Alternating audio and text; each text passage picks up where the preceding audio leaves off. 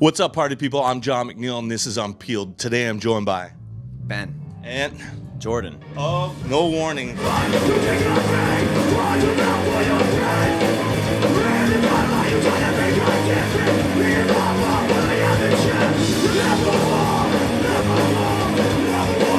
In your words, what is No Warning? No Warning is a band of 5 very different but weird Canadians. We met when we were 16 years old about, and we're here, I don't know, 20 years later now almost, and I don't know. A few reprieves during that time. What led to the reformation of No Warning, except for, the odd show here and there? The reform, we reformed originally to just do a song of benefits for our bass player Zach, who was kind of like needed a little bit of money to help him out of a tough kind of life situation. Yeah. And then it kind of like helped him change his life around a little bit, and we kind of saw the positive power of No Warning as opposed to like the dark shadow that it may have cast over our lives at one point. So we kind of just like were open to shit from there, and just kind of like approach things with a bit more of an open mind, and like entertain some offers to play some shows and stuff like that. And like after we did that, it was really fun, and like we've all kind of played music together since we were teenagers, and now we're just sad, pathetic old men. So we're still doing it.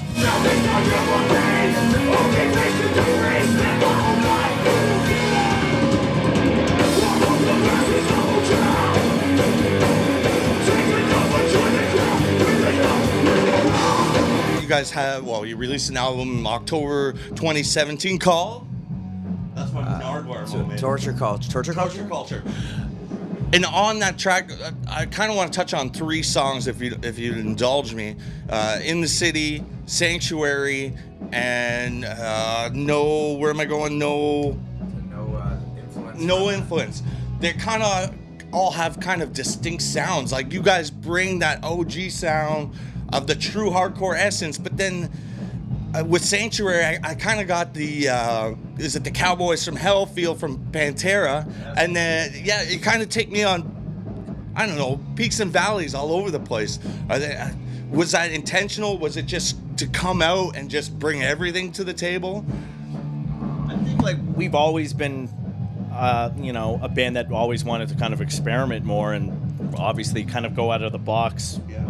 Traditional hardcore. I mean, that's kind of how we started, and it was a really conscious decision to throw in a couple surprises like that for this album. And we grew up on shit like Pantera, Alice in Chains, and we're like, let's do a. But then there's leeway for sure, right? I First Blood, I heard Terror, but you cannot hear those influences.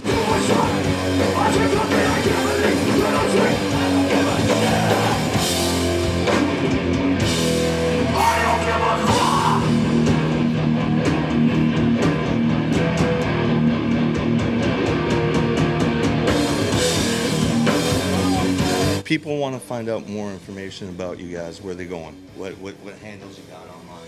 Got everything across the board? I guess we're probably most active on just at No Warning on Instagram. It's like, it's a fucked up thing to have in our lives, but it's also a really cool. There's also some really cool shit about all this stuff. Like releasing a record in 2018 gave us the opportunity to work with so many amazing like designers and illustrators and photographers who like keep like hardcore and like punk like really fucking fresh and cool, and like we're just like using Instagram to kind of connect with people and like make music videos and just like build tours and stuff. So yeah, that would be the best way to keep up with us, probably. Cool. Yeah. Well, I appreciate your guys' time. Thank you so much. Thank you. All right. Peace out, party people. Keep it rolling for 1 second, because I want to ask them a question, and I didn't want to put it in there just in case you didn't have a spur of the moment thought. If there's a band, people that are up and coming, that people should check out, you're going to make these guys' days, who would you check out? Or girls? A hardcore band? Whoever.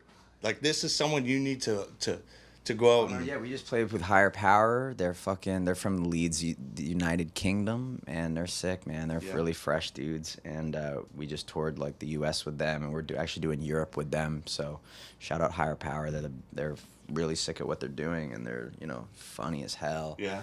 I mean, there's so much shit. Like if you get into Higher Power, you're gonna find out about like so much cool stuff. So that's what's cool about hardcore. There's still there's a door. You go through it, and you're gonna find so much cool stuff. So if people are curious, it's a cool time too. If you just want to tune in now to hardcore, there's a whole backlog of music that it's crazy. It's endless. We were talking about the other day. You have like all bands from like our generation playing again. You have like even older bands playing. You have like bands from like Ball on Monday in Toronto. Yeah, and then you have like Trapped Under Ice, which is like like a few years after us. They're playing again, and like then you have like bands like Turnstile who are like like fucking doing their thing and shit, and then you have like all these new bands who are just like kind of under all that stuff and or above it, not above or under it, but just like doing their thing. So it's like a really intense